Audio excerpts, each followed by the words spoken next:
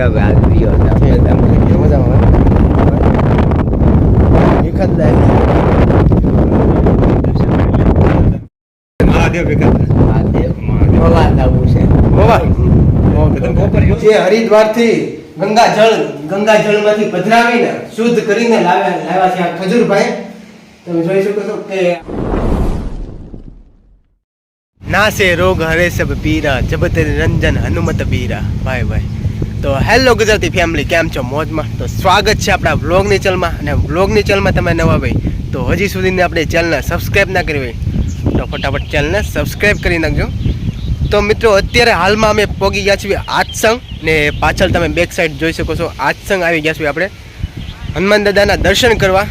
તો રહેજો ઠેઠ સુધી વિડીયોમાં. અને આ આત્સંગ જ્યાં ખજૂરભાઈએ બનાવેલું છે, હાલમાં બનાવેલું છે ખજૂરભાઈ. તો રહેજો પૂરેપૂરી ડિટેલ આપી શું અહીંયા ઇતિહાસ છે.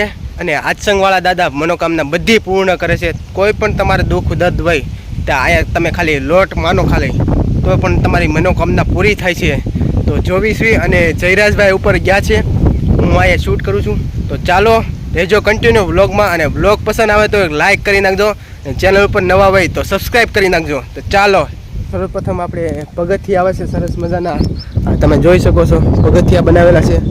અને વાતાવરણ એક નંબર છે ભાઈ. આજે ચોમાસાનું છે ને, વાતાવરણ એક નંબર છે, વેધર એક નંબર છે. અને આ તમે જોઈ શકો છો ઠેઠ સુધી એક સામેની બાજુ આપણે હનુમાન દાદાનું મંદિર છે ત્યાં જવાનું છે. અને આ તમે જોઈ શકો છો કે પથ્થર નાખેલા છે, સુપર, વાહ ભાઈ વાહ, અદ્ભુત મંદિર છે.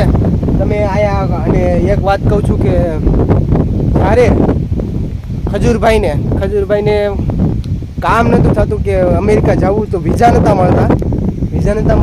અને ત્યારબાદ એને એક માનતા માની દાદા પાસે.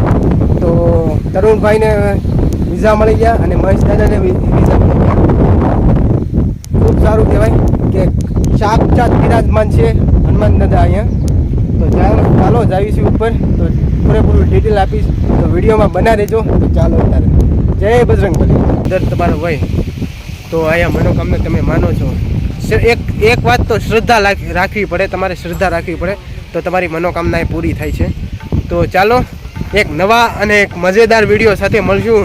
ત્યાં સુધી બધાને જય બજરંગબલી. ચાલો નવા બ્લોગ સાથે મળશું. જય જય